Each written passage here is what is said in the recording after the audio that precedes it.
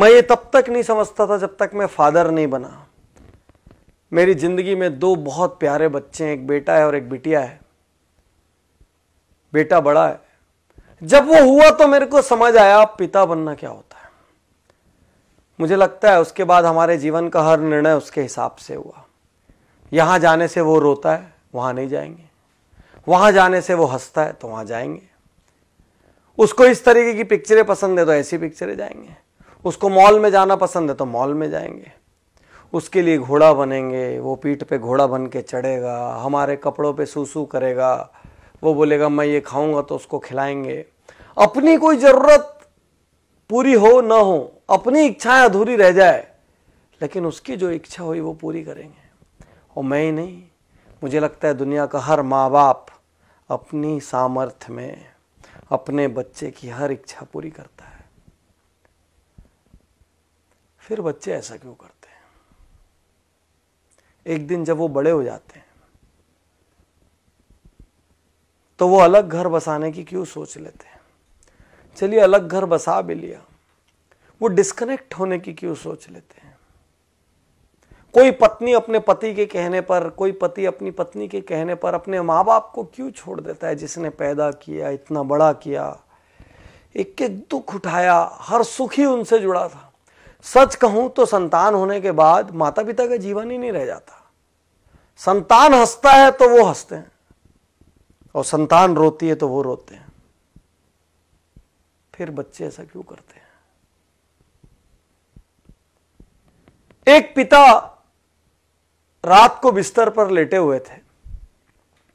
उनका युवा बेटा जो कि कहीं नई नई जॉब पर लगा था, वो अपने टेबल पर काम कर रहा था। अचानक छत में कुछ खड़खड़ाने की आवाज आई। पिता ने उससे कहा, बेटा छत में कुछ आवाज आ रही है, देखो कुछ गलत ना हो जाए। बेटे ने कहा, पिताजी कोई बात नहीं, अब बैठिए, ऐसी बिल्ली बिल्ली होगी।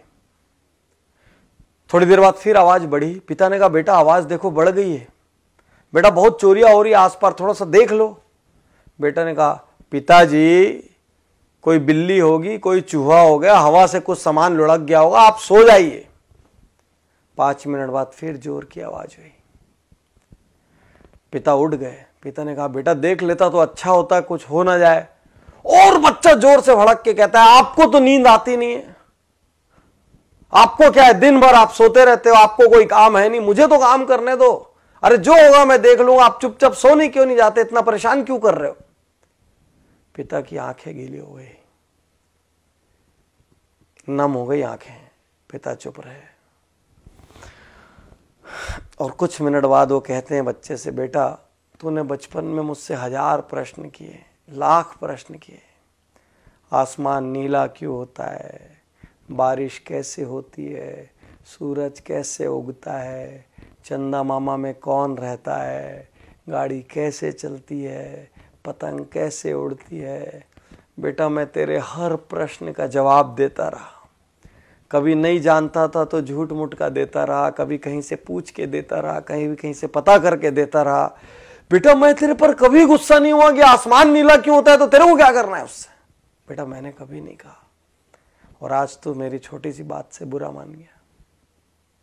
यही तो सच्चाई है दुनिया की। एक संतान के लिए माता पिता अपना हर सुख दांव पे लगा देते हैं। वही संतान बाद में जेनरेशन गैप का नाम दे देती है। वही संतान बाद में कहती है हमारे विचार मेल नहीं खाते। विश्वासघात है ये, गलत है ये।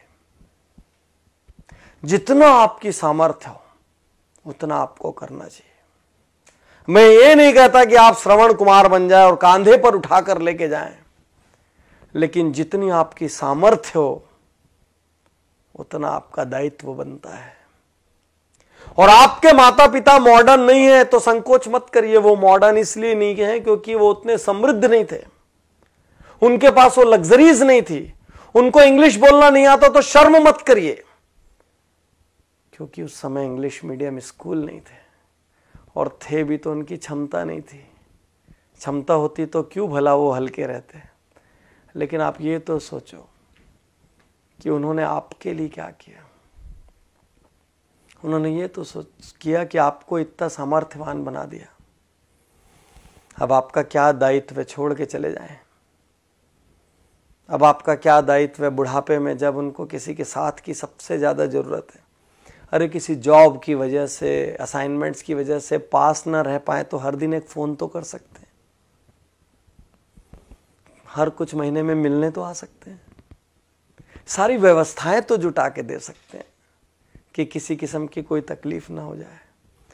बागबान पिक्चर आपने देखी होगी, मुझे उसमें आज भी अमिताभ बच्चन का एक सीन याद आता है, जब चश्मा बनाने के लिए उनका बेटा कहता है अभी पैसे नहीं है, काम चला लो,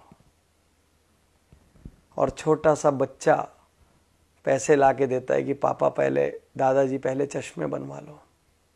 आपके पास अपनी लग्जरी के लिए पैसा है, अपनी गाड़ी बदलने के लिए पैसा है, अपना बंगला बदलने के लिए पैसा है, नया इंटीरियर कराने के लिए पैसा है, मॉल जाने के लिए पैसा है, लेकिन माँ बाप की सेवा करने के लिए ना तो आपके पास पैसा है, ना तो आपके पास वक्त है। सिर्फ एक प्रश्न है, यदि आपकी संतान ने ऐसा किया तो आप क्या करेंगे? यदि आपकी संतान ने ऐसा किया तो आप क्या करेंगे? आप बोलेंगे नहीं, मेरी संतान तो कर ही नहीं सकती। लेकिन आपके माँ बाप ने भी तो ये नहीं सोचा था ना कि आप ऐसा करेंगे, नहीं तो आपको दूध क्यों पिलाते, आपको बड़ा क्यों करते जब एक दिन विश्वासघात लेना था तो। आज आप जो कर रहे हैं ना, वो कल आपके साथ भी हो सकता है। सोचिए, गणेश जी ने माता पिता के 3 चक्कर लगा लिए थे और उसी से उनका दुनिया का सारा चक्कर हो गया था। माता पिता हैं, ये भी भाग्य की बात है। मैं ज़्यादा जानता हूँ, मेरे पिता का निधन जब मैं बहुत छोटा था तब हो गया था, और जब मैं सामर्थ्यवान हुआ तो मेरी माता का निधन हो गया। मैं सहानुभूति के लिए नहीं कह रहा हूँ, मैं दुर्भाग्यशाली मानता हूँ कि आज मैं जहाँ भी हूँ, जिस मुकाम पर भी हूँ, जितना सक्षम भी हूँ, मेरे घर में कोई बड़ा नहीं है वो बांटने के लिए, और वो कमी खलती है हर पल। आज आपके पास है तो ग्रांटेड मत लीजिए। आप किसी देश में जॉब कर रहे हो, किसी शहर में जॉब कर रहे हो, एक कॉल अपने माँ बाप को कर सकते हैं। 2 मिनट के लिए व्हाट्सएप कम कर दीजिए, उस दिन 5 मिनट के लिए फेसबुक मत देखिए, कर सकते हैं। अपनी सैलरी का कुछ हिस्सा बिना किसी स्वार्थ के आप अपने माँ बाप के लिए रिजर्व कर सकते हैं, बिल्कुल कर सकते हैं, हक है उनका, और उनकी सारी जरूरतें पूरी हो जाएं।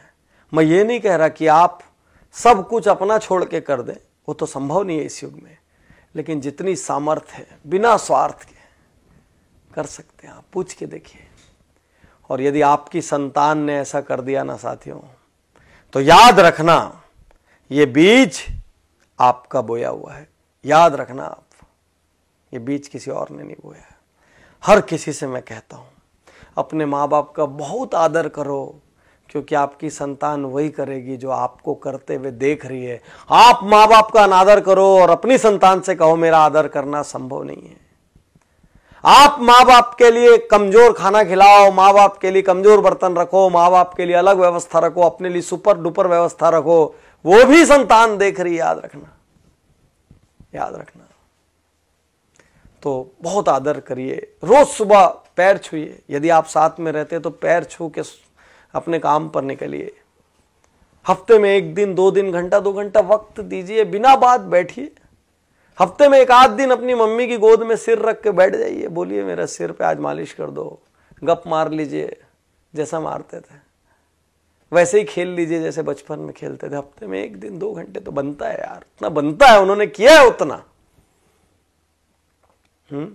कर सकते हैं, उनकी सुख सुविधा की व्यवस्था कर सकते हैं। साल में 4 ट्रिप अपनी घूमने जाइए, 1 ट्रिप उनको भी तो लेके जा सकते हैं। वो धर्म करना चाहे तो धार्मिक जगह पे ले जा सकते हैं, कहीं और ले जा सकते हैं, लेकिन ले जा सकते हैं ना। कुछ ऐसा कीजिए ना कि आपके माँ बाप अपनी प्रार्थना में कहें कि हे भगवान, हर जन्म में मुझे ऐसी संतान देना। और आपकी संतान आपको देखकर कहे कि मेरे पापा मेरी मम्मी मेरे पापा अपने माता पिता का, मेरी मम्मी अपने सास ससुर का जिस तरीके से आदर सम्मान करती है, मैं भी वही करूं। यही तो संस्कार है। और क्या है संस्कार? जिसने आपको पैदा किया, जिसने अपनी पूरी जिंदगी होम कर दी आपके लिए, आप उसके नहीं हुए तो फिर आप किसके हो गए? तो साथियों, अब तक जो हुआ सो हुआ। कहीं कमी छूटी, गोली मारो, भूल जाओ। आज से शुरू कर सकते हैं। यदि अपना जीवन बनाना है तो अपने माता पिता से प्रेम करिए। यदि खुद आदर पाना है तो माता पिता का आदर करिए। मुझे विश्वास है आज इस वीडियो को देखकर लाखों करोड़ों लोग एक बार फिर अपने माता पिता के लिए वक्त निकालेंगे। और इससे बड़ा उपहार मेरे लिए कुछ नहीं होगा। ये वीडियो मेरी जिंदगी की सबसे कीमती वीडियोस में से एक है।